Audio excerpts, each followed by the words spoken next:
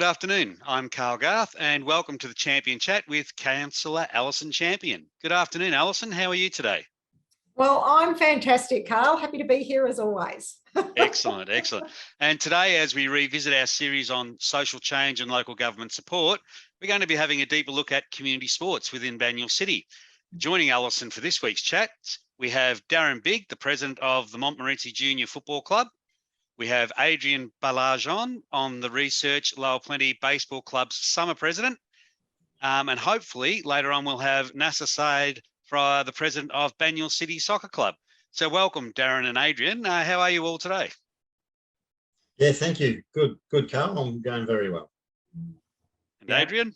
Yeah, doing really well, Carl. Just anytime we're outside, we got the umbrella. So that's yes. a little bit better right now. Well, I do notice there too, Adrian, you're the summer president. Yes, yep. So at the Research Lower Plenty Baseball Club, we run the full 12 months. So we've got two different committees that run the operations of the club. So one for the summer and one for the winter. And I guess I'm lucky enough to be doing the one that's leading the summer program. Well, somebody's got to. It's good to see you lucked out on that one. Okay, so look, some of the things that we want to sort of cover is our sporting clubs are much more than just a place where we play sport. I think we can all agree that they really are a part of part of the fabric of our community. And it's not just about sport. We come there, we support each other, we build a lot of long-lasting relationships. I mean, I know from my own experience, I'm still friends with people who I was involved with community sport 20 odd years ago. And they're also a source of pride and potentially even inspiration in the local community. So I'd really love to delve into some of the things today with you guys and just get some feedback from you about how have things changed, especially over the last couple of years, coming out of COVID and trying to get back to normal. So I guess I'd love to kick it off with, as club presidents, what do you believe is the greatest challenge facing local sports clubs today? Adrian, would you like to start us off on that one? Sure, Carl. I think some of the biggest challenges that we face at the baseball club, there's probably three that stand out. There's one, it's very hard for clubs, particularly because we're working with volunteers, is to take ourselves out of the weeds of the day-to-day and think a little bit bigger picture. So rather than thinking about, who's going to be umpiring this weekend or who's running the canteen, one of the challenges we face is going, actually, what do we want this club to look like in 2 to 3 or 4 years? And what are the things that we need to start to get happening right now to make those things happen? It's very easy to get stuck in the weeds. Yep. The second thing for us right now is venues. We've got one field that hosts 7 senior teams and 7 junior teams. So what we're finding now as the club continues to grow is actually, how do we manage this? Where will the players train? Where will they play? And there's not a lot of vast land where we can just build some new baseball fields in the middle of our beautiful council. So that's a little bit of a challenge for us. And then the third one, and I think this has always been a challenge, but it is volunteers. Right? How can we recruit new volunteers?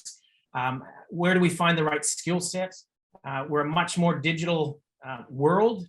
And what that's meant for sport is meant that we've had to adapt. How do we collect payments now digitally? How do we communicate? What channels do we use?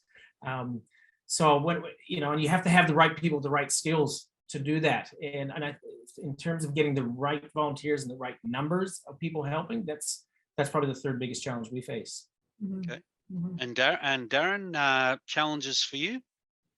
Yeah, I think at the moment, and no one particular one stands out ahead of others, but I think social media for us at the moment, there's so many people that do it so well, and a lot of our volunteers, most of them are of an older age bracket, where they certainly embrace social media, but when it comes to posting and creating tiles for those posts, there's not a lot of the skill set there to get that done when you're announcing new coaches.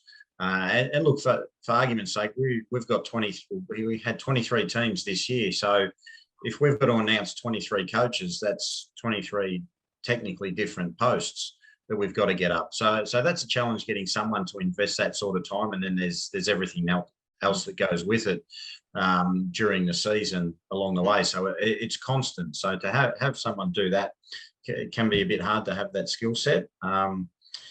Venues, like AJ says, we cope pretty well. We recognise there's not a lot there.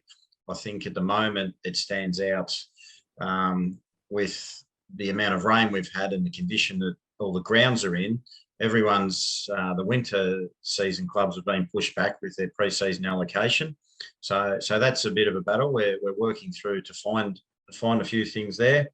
The other one during the year, the third one, was events.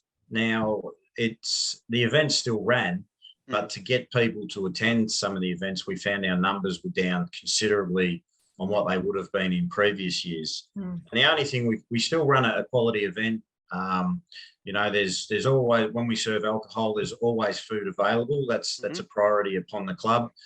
We do them Sunday afternoons or Sunday evenings. They're for a short period of time. We don't ask for a lot out of people. We have one major social fundraiser during the year, but even this year to get people to those was a challenge. And the only thing I could really put it down to is the fear of COVID and being in those confined settings, touching high touch areas, doors and things when you come in, around toilets, being at the bar, tables, chairs, all that sort of stuff. So and probably finally, it probably extends to 4 is volunteers.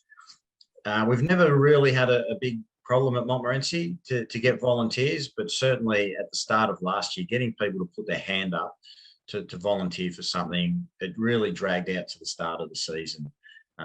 We got 85% of them in place, but it was just those last couple that were a bit of a challenge. And what I have found now is, and during the dirty COVID year, we did update a lot of our club policies, procedures, position descriptions, and I am finding now this year people are taking roles on board because with our position descriptions, it kind of explains what's required rather than just picking up a role that someone's done previously. And when I explain to people, just because you have a role or a title, it doesn't mean you're on the committee and you have to attend committee meetings. Once I can get that through to people, it seems to be a bit of a not a deal breaker, but it seems to help them make the decision. So, So you think that one of the things with volunteers is they're a bit worried about being an overcommitment on their time that they might not be able to make? Yeah, I do. There's a sense of that, but I also think people don't want to come to meetings. They don't want to be locked into a time. They've got netball, basketball, swimming, volleyball, hockey, lacrosse.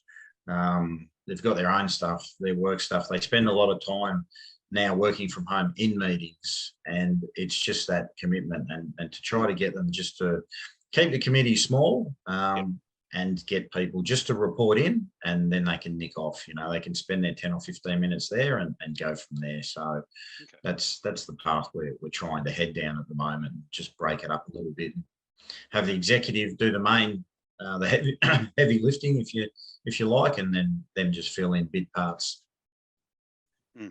It's I also talked with Brendan Flight, the president of Banyule Hawks basketball, and he said some very similar things to the both of you.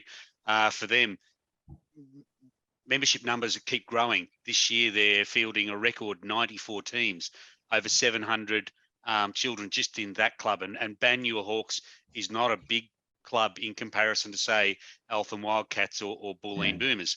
However, even for a club that size, same problems, volunteers, access to venues, because with the explosion in participation, which has been good to see coming out of COVID, participation numbers are up, volunteer numbers unfortunately are down. And as you said also, Darren, people coming to events is down, but the core of playing the sport and having enough facilities seems to be an issue across many different sports nowadays, especially ones that use multi-purpose courts. So netball and basketball, a lot of conflict going on there.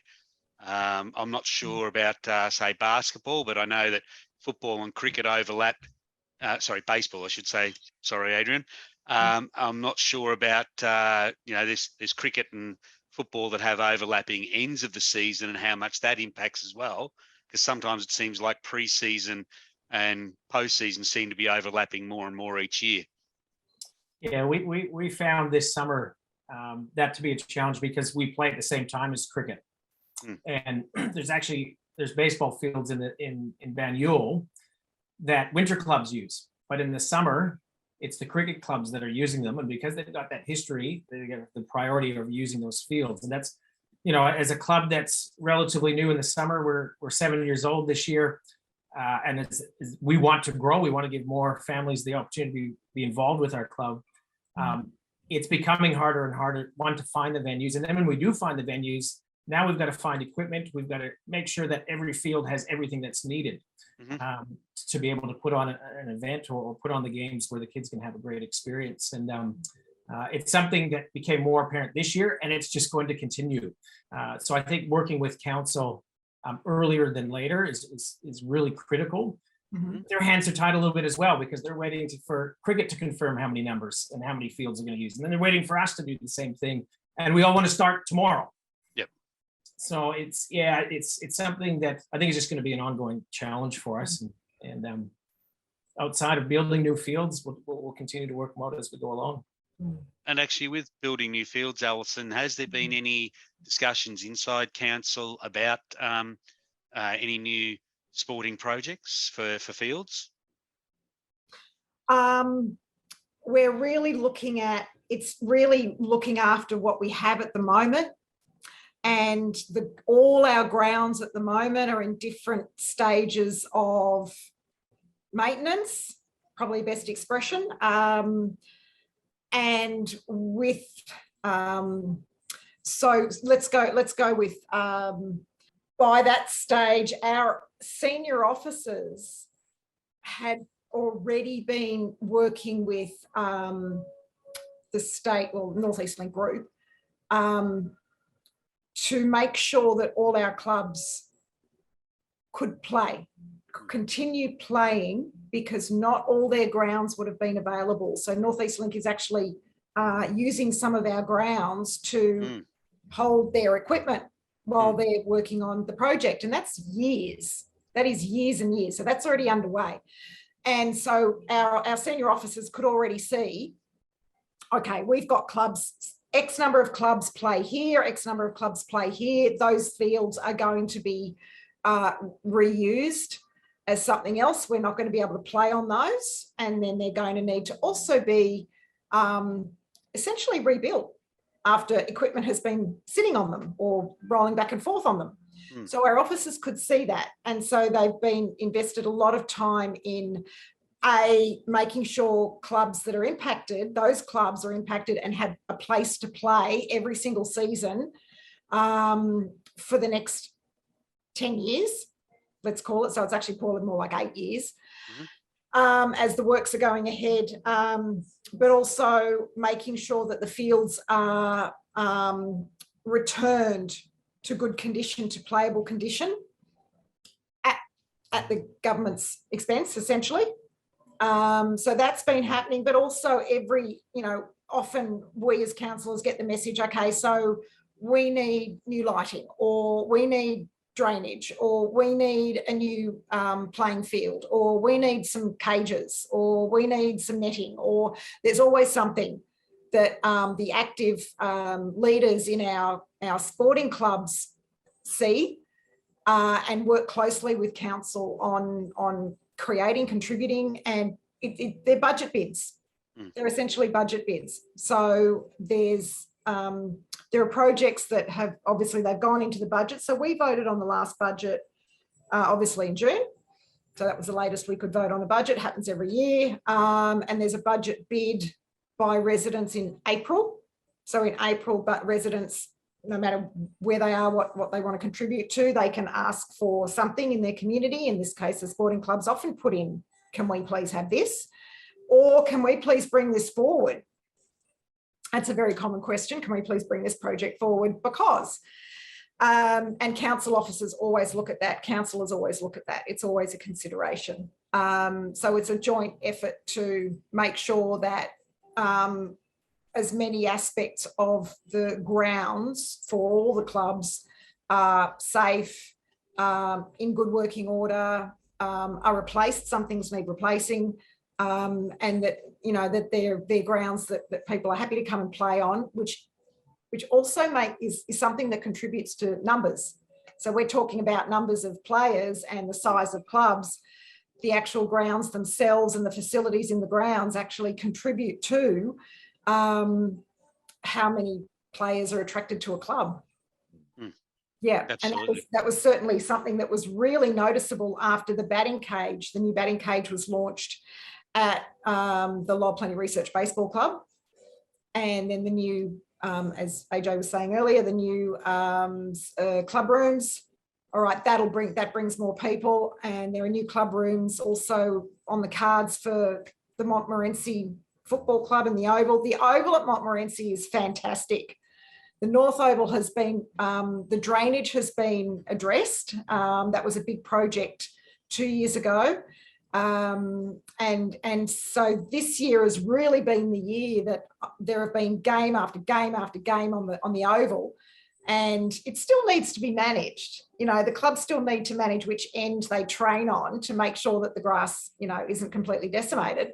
But the point is, it's not a mud pit anymore. Now, that's attractive to players, to other people in the community, and they go, wow, this will be great if we play on this. Well, that's this club, and, you know, let's go join this club. So there's constant conversation with council officers, with councillors about facilities to ensure that they are as up to date as they possibly can be.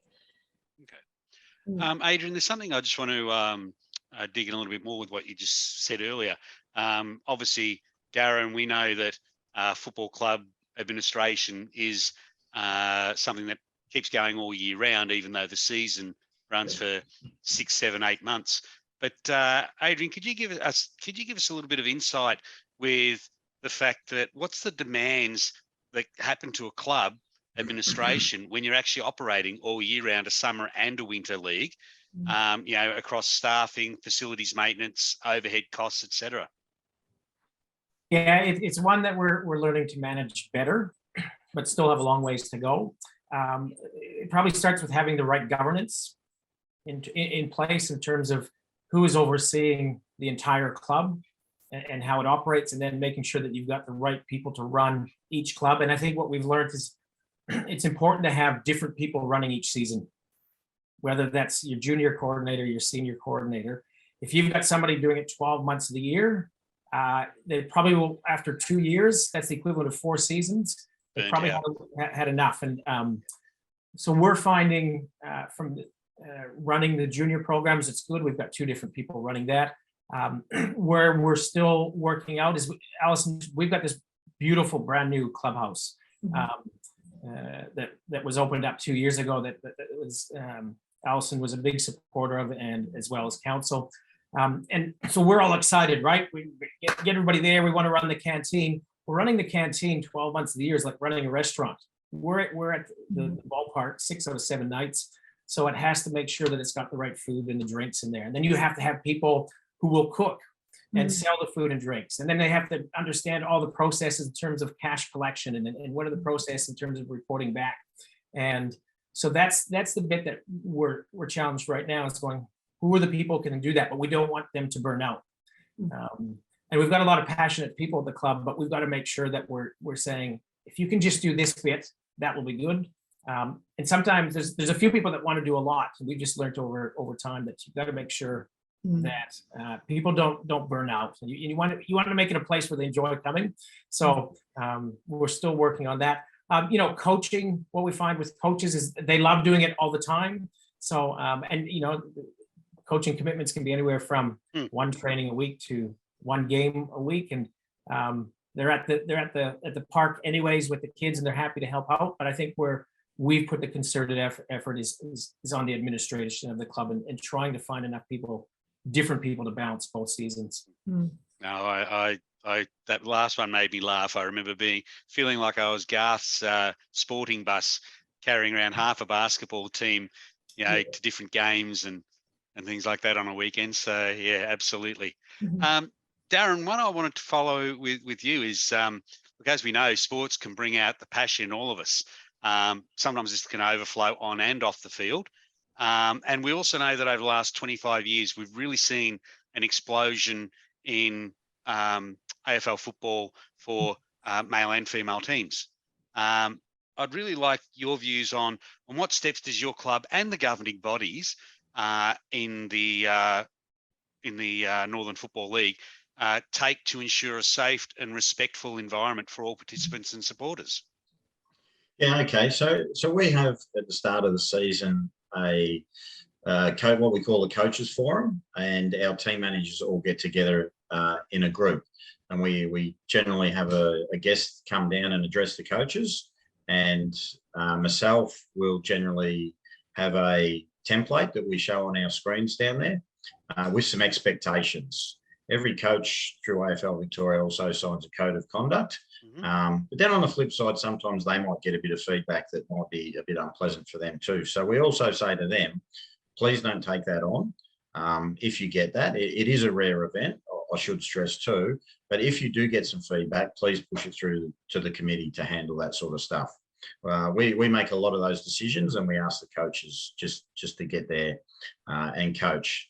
The Northern Football and Netball League also give us some sandwich boards with a set of expectations, and they go to every club. Mm-hmm. And we put one out at the away room race and the home room race.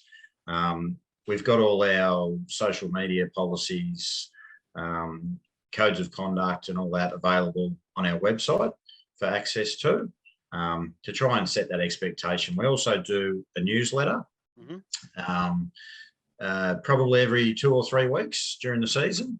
And in that too, there will be a note if we've had some feedback via the league or via our coaches or our team managers about an expectation around parent behaviour, spectator behaviour, and also player behaviour, particularly towards umpires. We extend that to the facilities we use, having respect for that. It's a shared facility. It's a male and a female facility. It has kids from probably as young as 4 right up to, say, 84 in there. And also having respect around the place to put your rubbish in the bin and not throw it on the ground. Yes, it creates a bit of employment for kids to clean up afterwards. But that's probably the main one, I think, where we identify it.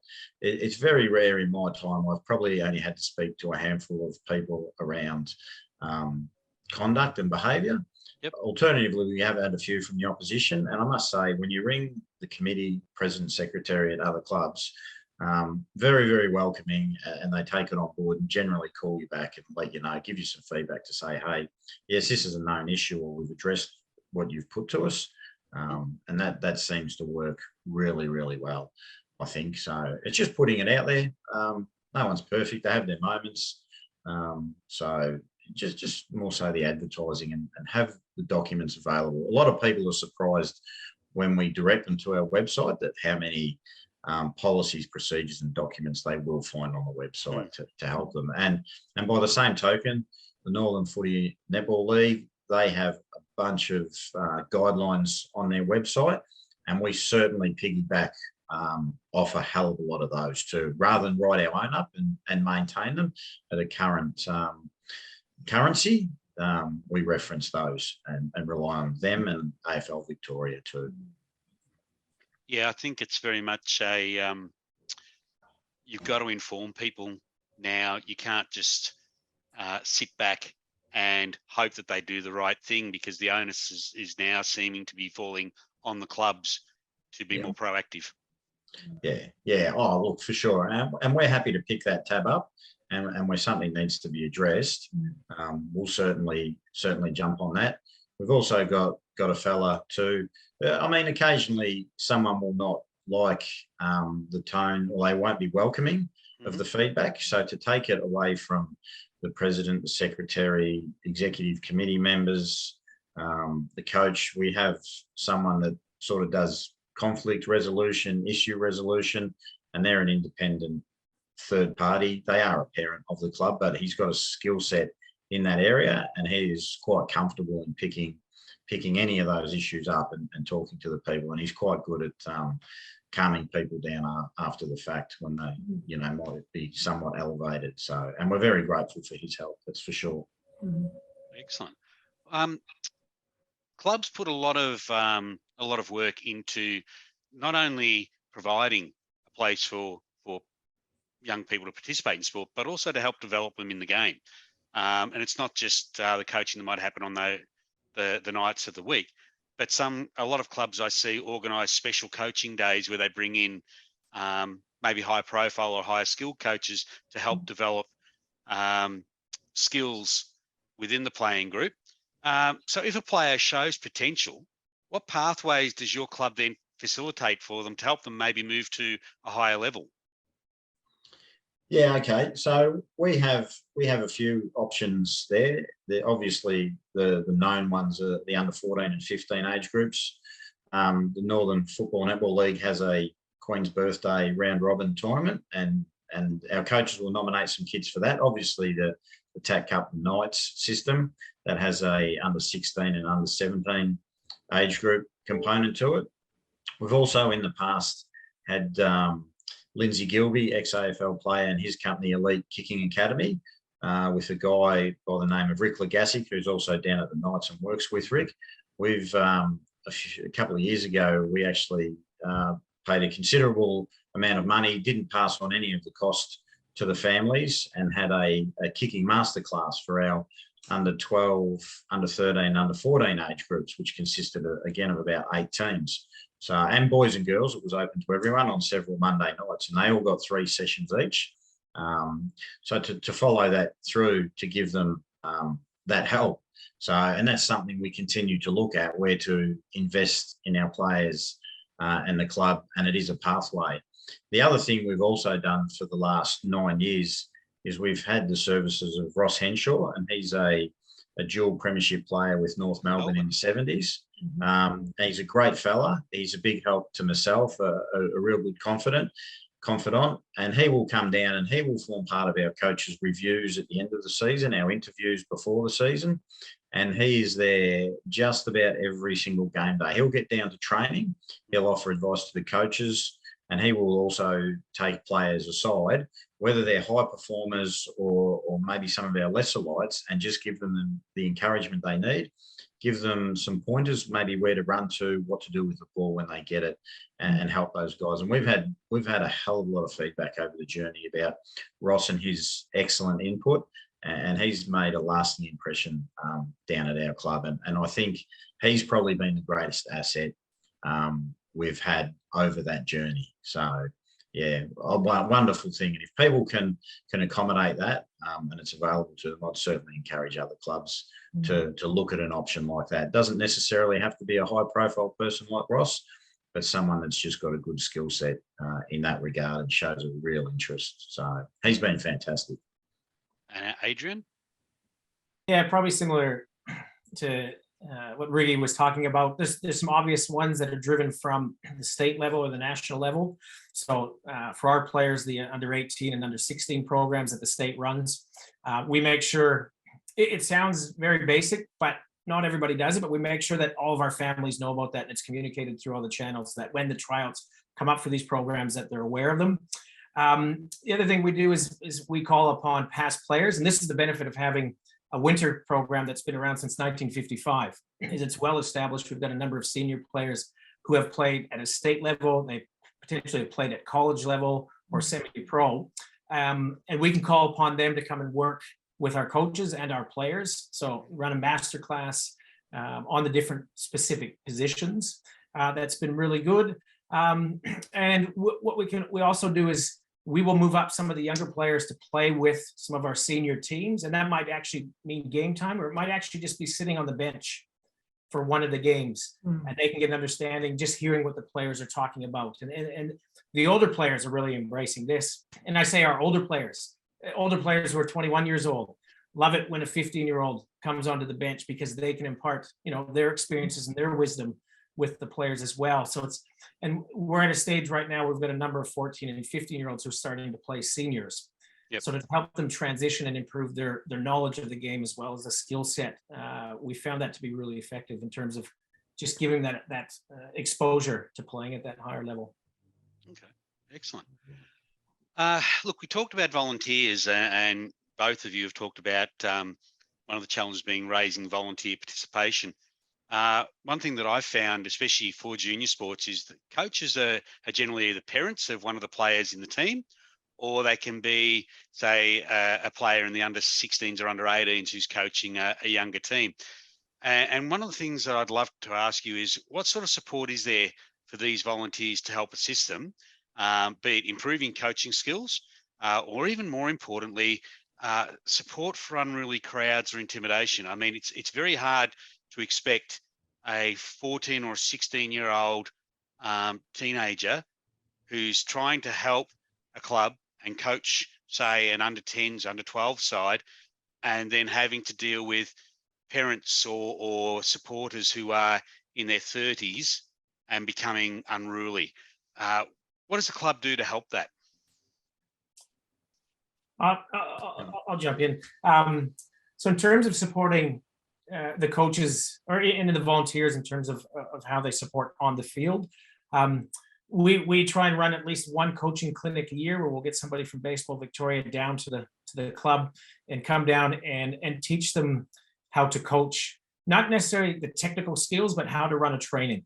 And you just get the real fundamentals, particularly for the new parents who are new to the sport, but their kids want to play, they're really keen to jump in. We want to provide that as much support as we can there.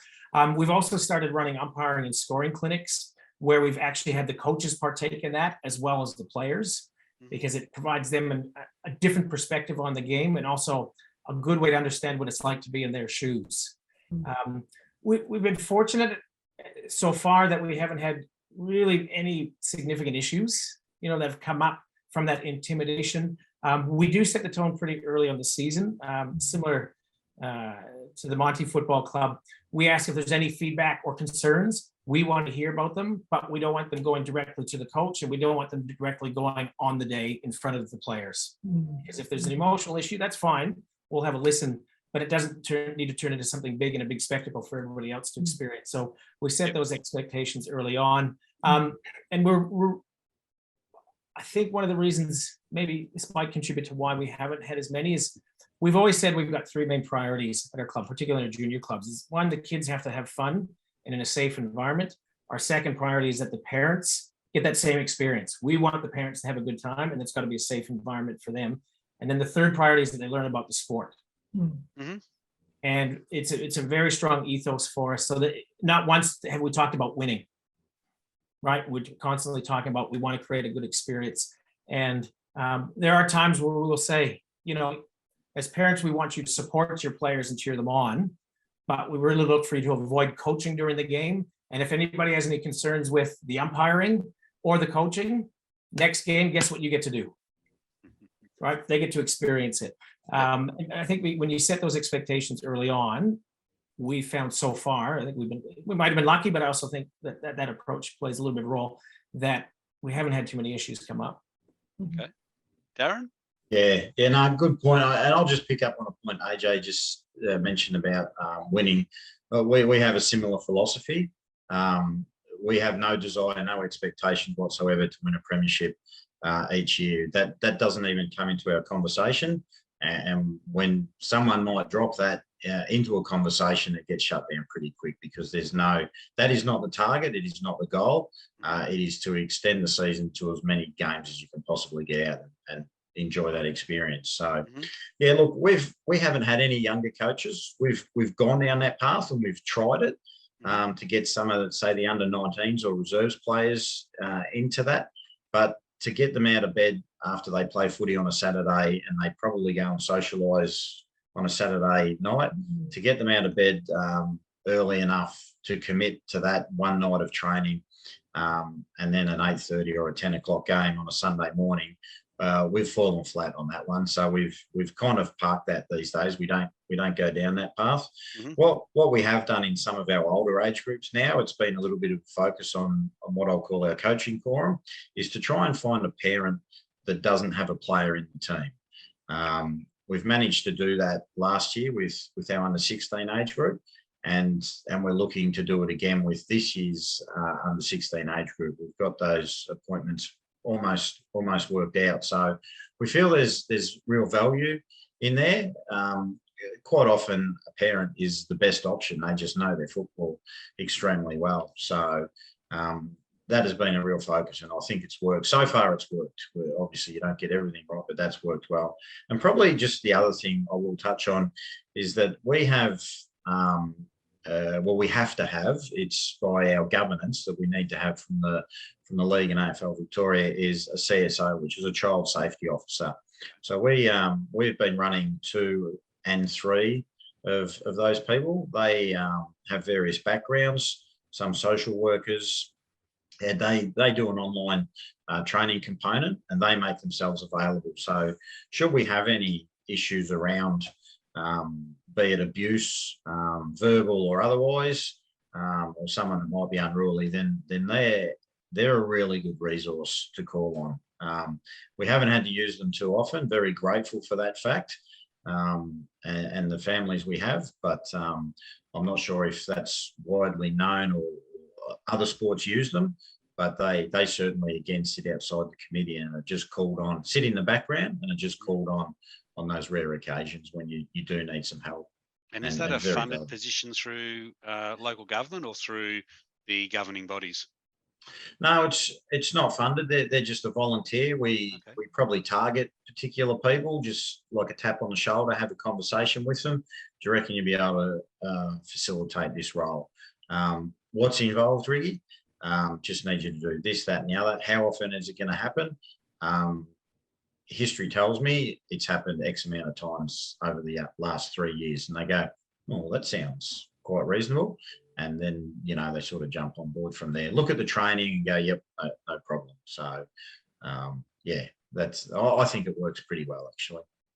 Okay, excellent. Look, we've talked about, how important sport is in communities.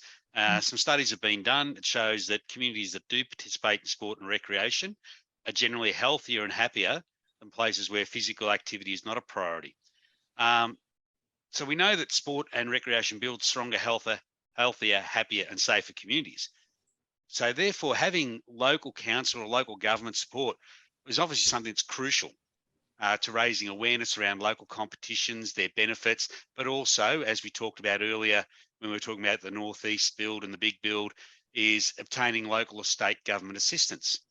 Now, do you both feel like you've got good interactions with your local government and even your state government in helping you identify future opportunities for funding requests and new facilities? I mean, Adrian, you did say one of the things for you is a challenge in keeping not only an eye on the future, on the now, but that eye on the future. Would you both like to sort of share how you interact with local government and how that's working for you? Yeah, I think what's been, really important for us has been the relationship with the council. So that starts with the likes of Alison. Now, we had a relationship with Alison prior to her son joining us, and now that Chris is playing with us, Alison's down at the club on a regular basis. She's got a good understanding of what we're about and what we're looking to do. But then at the local level, council, I think there's a few areas where I've really noticed they've started to step up, and it is really helpful for us. For one, for example, funding requests or grant availability. Council's been really good on being proactive to let us know and let all clubs know when there's grants available. And that's something that as a club, we really rely on heavily from a revenue stream, is funding from grants. And that's something that now we don't feel we have to go out and be checking on Google and finding out where everything is, because we're being told proactively about what funding options there are out there. So I think that's been really good. I think over COVID, there's probably been some learnings in terms of what can be delivered virtually in terms of training programs. So I know we're getting emails from Ryan Batchelor around, hey, we've got this course coming up for anybody who wants to be able to learn more about how to recruit volunteers or how to keep them on board, or thinking about strategically what are the things that you should be thinking about.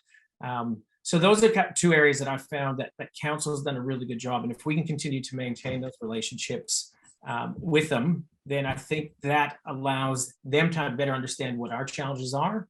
And it puts them in a position to go, right, if we're hearing this from everybody, what can we do to support?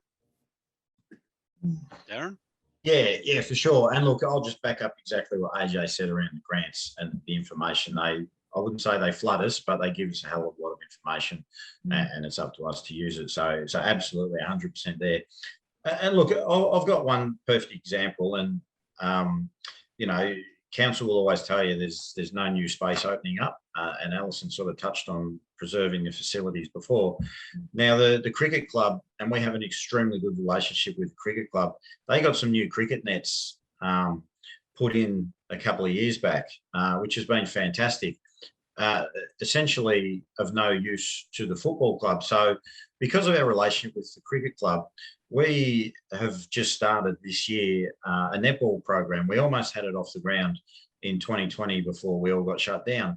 Now, they got their funding for the nets, and then recognising what we wanted to do in the future, we then went to council with the cricket club and said, hey, is it possible that we can add some netball facilities into the cricket nets? Obviously, no good in the summer season when cricket's on, but in winter when cricket aren't using those nets.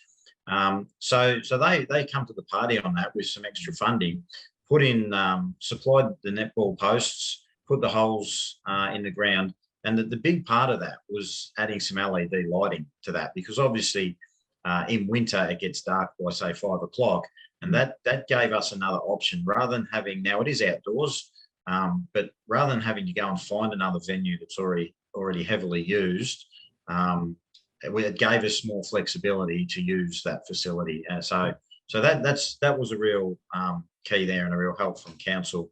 The other one I know when I first came on board as president, Vicky Ward's office got in touch with me on behalf of the state government. So two of them actually came down to the club. We didn't have to go into their office. We found a common time, and they just presented what they could do, whether it was photocopying, helping with grants, funding applications, all that sort of stuff. So they were terrific in that regard. And probably the other thing, which I hear talking to some other clubs that are in Nillumbik, they seem to change their staff a bit. We've had a focal point on council now for any issues that we need for quite a few number of years. So we're not constantly changing that person. We've got one point of contact to get things done. And through that point of contact, we use something that's called Reserves Manager. So if I have an issue with something that's broken, damaged, let's call it graffiti on the pavilion, just get a quick photo on the phone, jump on the computer and load it into Reserves Manager. Invariably, you get an email, usually within a day, if not two, and there's some comments that go in there, so I can see the progress of that. So that's a real help too. So again, it's not a person, but it's a point of contact, and that can be tracked, and all the history's in there too. So in those regards, there's some fantastic support from council and the state government at times with our request for our second story on our pavilion. And look, and also touch on our ward councillor, Alison. You know, we probably ask a lot of her at times, and there's probably a lot of people ask a lot of her, but she certainly comes down to our under-18 girls presentation, or has done for the last few years, and does have a sneaky look down at game day. We've managed to run into each other early in the season. So it's always very pleasing to see her down there and get a 10-minute chat before I probably duck off to another oval just to see what's going on. So she also provides wonderful support to us. So yeah, very grateful for that. No, that's our pleasure. And look, I will add, as a councillor, honestly, we don't know everything that goes on. We don't. And we have to be able to trust that our officers connect with our leaders in the sporting clubs and communicate effectively with them whenever there's any issue, whether it's, you know, we need this, to thanks so much for doing that. So it's actually really important that the officers are there on board with the volunteers at the clubs, pretty much at any level, and they're heard. You know, there really does have to be effective communication. There are times when we are CC'd into emails, or there's maybe a backup phone call or something like that, and then we appreciate, okay, this has been going on for how many weeks, how many months, how many years, and it's been tolerated, and now we're being asked to step in. So that's when, you know, we end up being involved and we get the big picture. We can't always, you know, walk past, pop by for a game, just be there. Just be there. It is really important as the counsellor just to be there every now and then at a game, whether our kids play or don't. Just show up, watch a bit of time for a bit of time. Ask, do you mind if I pop down? And there's always, yep, absolutely, we'd love to see you there. By the way, while you're there, can you have a look at this? And that's why it's important to show your face. And so, you know, at the moment, there are some challenges. I'm sure we're going to talk about that very shortly, but there are some challenges at the moment. There are frustrations at the moment. There are some good things going on at the moment. There's a variety happening. And we have to be able to trust that our officers can be on board and respond accordingly. And look, essentially they do. And we do here if they don't. And we're very blessed that we have some officers who are very passionate about not only our facilities, but also our people in the clubs. They love connecting with them, working with them, problem solving, creating something better than we have. And our officers appreciate that the people like Darren and AJ, as well as anybody else a lot of the other leaders in the club are volunteers. Yep. And they're doing the best that they possibly can with what they have, and they're trying to produce something great. And so our officers connect with that mostly. And like I said, we have to be able to trust that, and we do. And we've got some great officers, and we love connecting with our officers as well as our volunteers. Yeah, to make sure that the best can be created with clubs. Okay. Look, we have talked about how sporting clubs, community, but you can't survive without sponsors. And your sponsors come from the community. I'd really like to get your viewpoints from both of you about your sponsors and how you find the support from the community. I mean, we know it's hard to get sponsors in tough times as well. We've just come out of one of the toughest times on record. But is there something you'd like to say about sponsors? And yeah, it's timely for us to be talking about that, because over the last 4 years, our focus from a committee perspective has been on facilities. So we've got a new indoor training facility, we've got a new batting cage, and we've also got the new clubhouse. And you say you can't survive without sponsors. We pretty much did, but we don't want to. We think it's a missed opportunity. We've been really lucky. We've had one of the parents in the club. It's typically where the sponsorships start from. Their company sponsored our Friday night program, so we'd have 60, 70 families ball club, and they've sponsored buying the tops for the kids playing their t-ball and their instructional league. So we've been really lucky with that. It is something that is now a focus, and I think there's appetite for organizations to start giving back and playing a role in getting the communities rolling up again. It's something that we put on our radar that we have to put more focus on. So what that meant for us was, well, let's just send out a note on TMAP to all our families and see, does anybody want to put their logo on the back of a playing top or a training top? And we got 5 people just like that saying, yeah, we'll put in $500. Now, it's not huge dollars that's going to run the club for the season, but that's money that we wouldn't have had if people weren't willing to support. And I think as we continue to play a role in the community and really make ourselves known and also create a good experience, then we actually create a really strong, let's call it an asset. We've got a number of assets and exposure opportunities and engagement opportunities for sponsors to come on that we can actually make a difference for their business. Whether that's they want to play a role in the committee or they're looking for some sort of return, I think clubs actually, particularly through the digital assets. Riggy, I don't know how many posts you guys are putting out on various social media channels on a weekly, maybe even a daily basis, but we can measure this stuff now.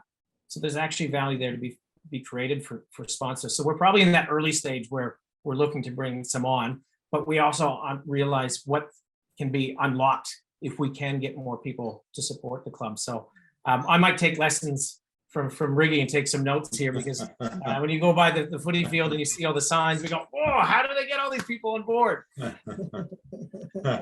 So Darren, would you like to share your secret sauce? Look, most of our sponsors are local, and a lot to the local Weir Street area too. Probably when I first came on board, sponsorship was an area that was really lacking. So our vice president took that on and ran with it, and gave it the focus. And I think when it comes to sponsors, some of them just want to make a donation and don't want much more, but some, they do want a bit more. They want to see value for money. And quite often when we ask someone to be a sponsor, or they show an interest in being a sponsor, the first question we get is, what's in it for me? What do I get? So we created a document, a prospectus, if you like, and we have packages on there, and I'm happy to share that with you, AJ. So it has like platinum, gold, silver, bronze, and then just a lower tier sponsor, and that it will outline the cost of that sponsorship. It gets you on merchandise, it gets you on the electronic scoreboard after a goal's kicked, so your business will pop up on there. The other thing they want to know is, where is that money going? I'm not just going to give you money. They want to see where it's going. So as part of that prospectus, it will outline that it goes to, we go through 250 footballs at $60 a throw, new goalpost pads. We will support some people that need that support financially when they come to us.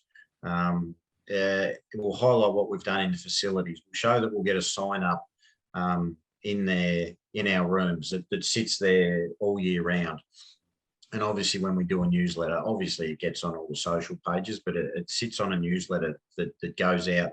We'll let them know that it goes out to something in the order of 800 emails. So the circulation, then they start going, oh, okay, well there's a fair bit in there, and then we'll promote them as a one-off. The other thing too, and I'm not sure, it's always well received, but the main sponsors or the bigger sponsors will get a plaque with our logo on it, and I'm sure we've all seen them, in appreciation.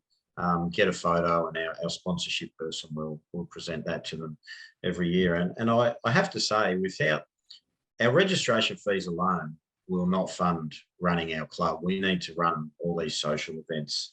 But by the same token, we are in a solid financial position, and I am at pains to point out to people, we don't necessarily want your money either.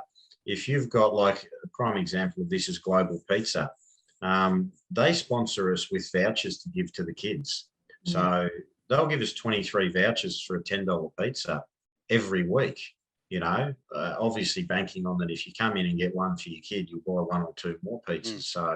So I think that's a real value, that you don't just want the money out of people. You need to be given that, and I think we've done okay over the last few years, but I'd love to see more people offer up goods and things for the kids, because when they get these vouchers after a game, it's never for best. Everyone, we make sure there's only 14 home and away rounds, and you might have 20 kids in a team, but we always make sure to an absolute letter that there's 20 vouchers that go out in that year, and no kid misses out. No kid gets two, and no kid misses out. So the amount and then you'll see the parents posted all over Facebook and various other forums with their kid and a voucher and a smile on their face.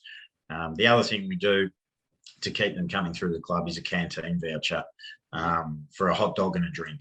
and they can get whatever they want. And I'll tell you now, they don't waste much time getting out that change room door to the canteen window. So again, they love that sort of stuff, and it's great feedback from the families. So yeah, that's probably where we sit with all that stuff. Okay, brilliant. I might contribute a bit if I can. Yeah, please. As you know, in our sometimes in BNI, I throw in advice about sponsorship.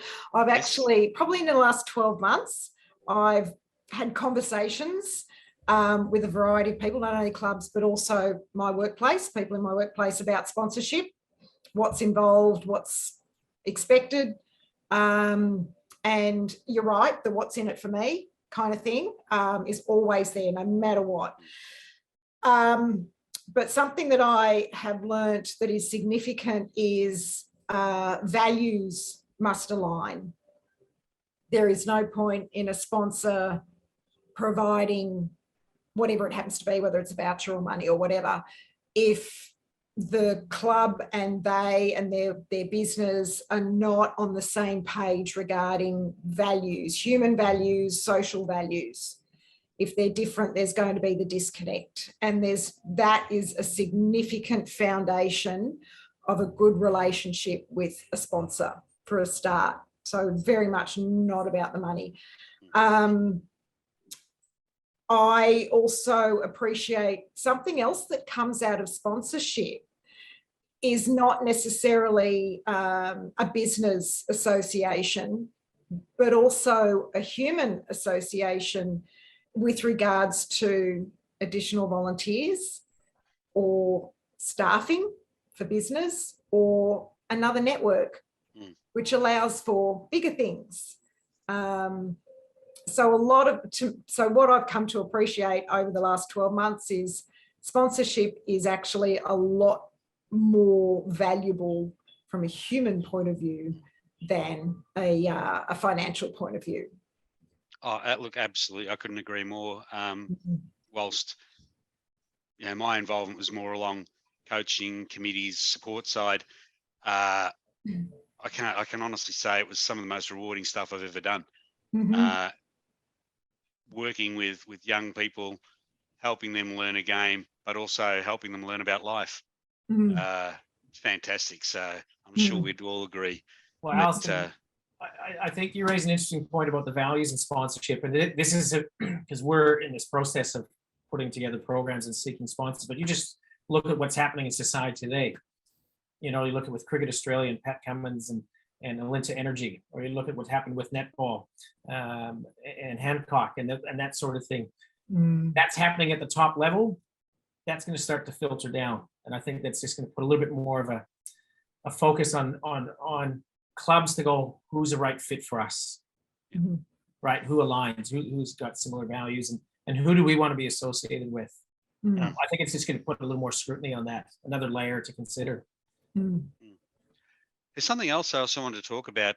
We've covered costs a little bit, but there's something that's happening in our daily lives right now, and especially with things like floods, etc. We're seeing insurance premiums increase across the board in daily life. And I'm sure it must be true for community sports as far as player injuries and medical covers go. Is that something that could potentially threaten some clubs or even leagues' existence? Yeah, look, no doubt about it. I think that's absolutely prudent that it could get to that point. I think for us at the moment, insurance, the club invests extra money and we take our insurance to a gold level of cover, which I think is standard is a silver, just to give our families some more protection and some better cover. You certainly hear about it all the time. And obviously the concussion that's in the media at the minute, or constantly in the media. So look, I haven't seen it as yet. Our premiums haven't become exorbitant that we need to be passing too much of that on. But certainly it's something that we're always conscious and wary of and maintain, an eye over. So, but probably not an impact at this point in time. And yeah, that's probably where it sits. Yeah. Okay. Adrian? Yeah, probably similar. We haven't noticed any changes.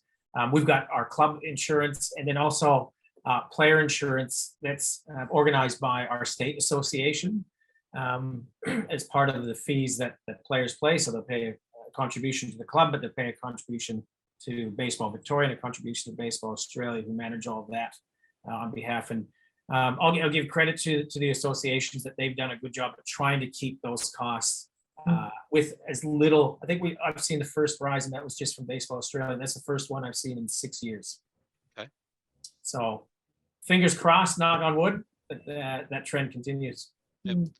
And what are some of the things that as clubs, with regarding player safety, and probably an example might be, I see in things like Auskick, for example, Darren, no tackling. Yep. Are there things that your clubs do or that your sports do to mitigate or limit the amount of risk and increase player safety? Not specifically. Look, Auskick has its own guidelines around that sort of stuff, and I think that's not so much a risk of injury thing. It's probably more the physical nature. If some kids, are probably a little bit bigger than others, might crunch a little kid, they get sort of pushed away from the game, or they won't come back and they don't like it. Mm-hmm. Look, we're happy. We provide helmets in every kit bag that goes out. We have a medic at every game. Again, that's a requirement on the league. We train those medics. We pay for that training. We give them a very big bag full of in-date gear. We have a dedicated medical coordinator. We have a reporting system that looks after all that sort of stuff. So, along with our CSOs, I think it's a bit hard to mitigate the risk on the field, but I do find majority of our injuries come out of girls football, because a lot of them are new to it, and they haven't grown up with it, so they don't fall, they don't roll when they fall. So it's a lot of wrist and elbow injuries. Mm-hmm. Whereas the boys, we tend to find most of our injuries, believe it or not, come off the basketball court. The kids that play basketball Saturday and football on a Sunday, so or in the schoolyard. Risk-wise, it's probably more risk off the field around people that maybe shouldn't be around some venues. But playing-wise, I think at the moment it's at a comfortable level for me as president, that's for sure. And Adrian? It's funny when you think about baseball not being necessarily a contact sport between bodies. The bat and the ball, hopefully there's lots of contact being made there. As a club, we used to provide helmets for all the players, but over the last 5 years, we're actually seeing parents saying, actually leave that with us. Because you imagine me wearing a helmet.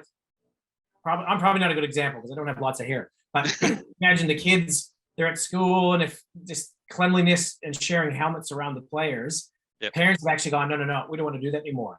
So I think in some ways, some of the parents are taking the onus, but I think in terms of mitigating risk, it's probably more making sure that we're in a position to support somebody if an injury occurs. So we've got a couple of moms at the club who are nurses. So they are medical officers. They're the ones that making sure we've got enough first aid kits in every equipment bag at the clubhouse. We've got ice packs ready to go. We've got a first aid course that one of the guys that used to play with the club, he's a paramedic, and he's offered to come in and do that training for us. So it's just, and what I love about that is it's not just benefiting baseball. It's benefiting anybody who comes there will be able to use that at any stage. And I think that's what we like, is to be able to see, can we make an impact beyond just the playing field? Yep. And it's a small example, but it's something that, to be truthful, it might save somebody's life. So if we can play a role in that, it's pretty exciting. Look, as we begin to wind up this podcast, I'd like to ask both of you if you'd like to just talk about how can people come down, where can they find information? Obviously, we're coming into the summer season of baseball. For football, that'll be starting off early next year, I would assume. Darren, would you just like to talk about how people can get involved in your clubs, please? I'll let my elder go first because I respect my elders, so I'll let her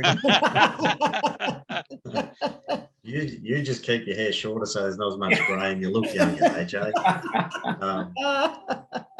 Yeah, no, look, good question, Carl, because we're already getting questions around next season coming through. So we will take them on any forum. Like there's obviously email, all the executives on the email, you find those on the website, as most clubs obviously do. Most of our questions come through Facebook. Believe it or not, or Messenger. You get a few on Instagram these days. That seems to be where the young kids are. The other place, registrations will go out from the league that they're open on the 1st of November. So they kind of help with that. It's a bit of a light bulb moment that'll come out as well. And we've also got a newsletter scheduled to go out in correlation with that. But that's where you find most of the information. There's a few signs that will go up in January around the place on the walking trails, prominent areas around the suburb, which will give people notice of what we call family day, not registration day these days. So then people can come down, buy any shorts and merchandise, order it online.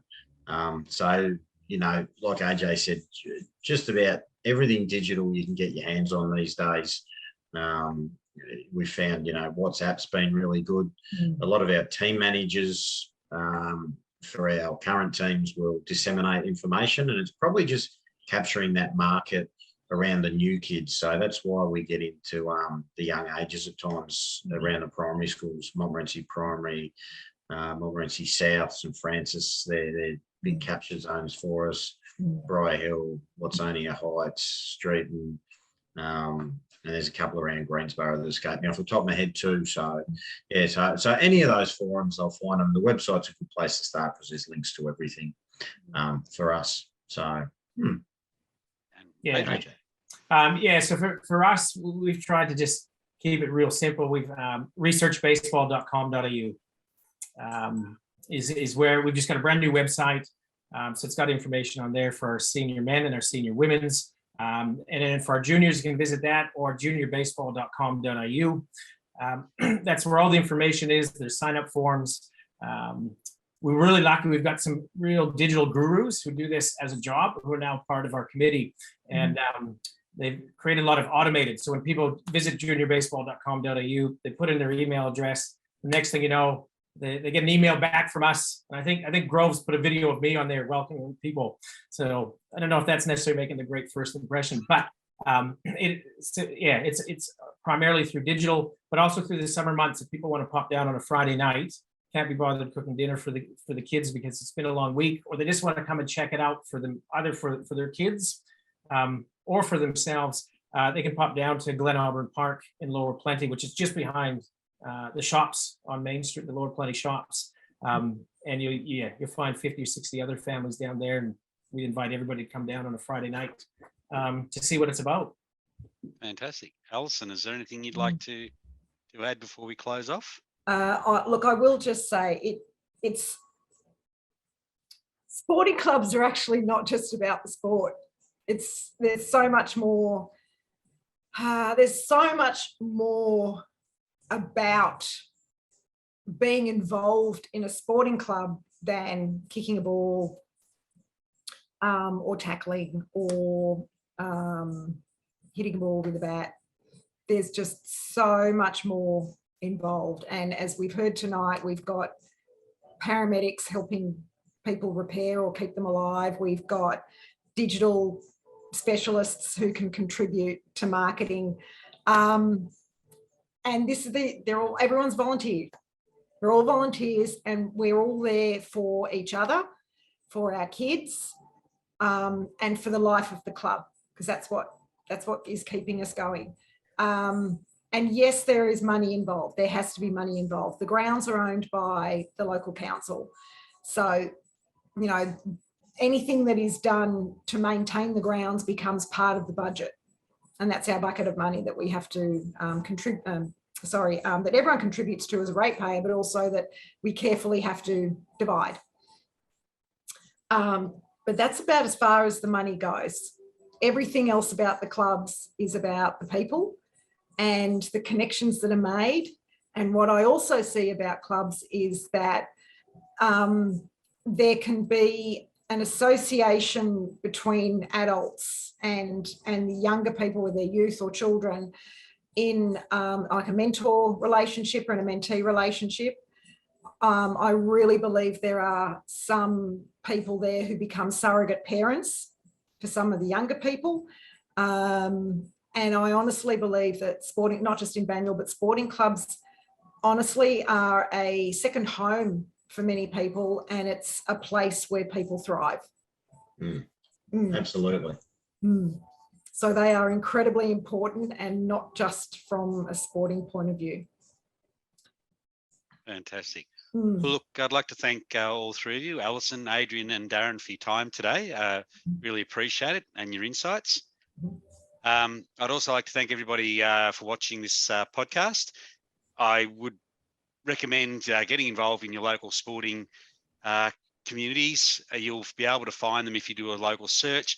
For those who are interested in finding more about the Montmorency Junior Football Club or the Research Lower Plenty Baseball Club, you'll be able to see their links, their website links in the notes at the bottom of this podcast, including not only the website address, but also email addresses.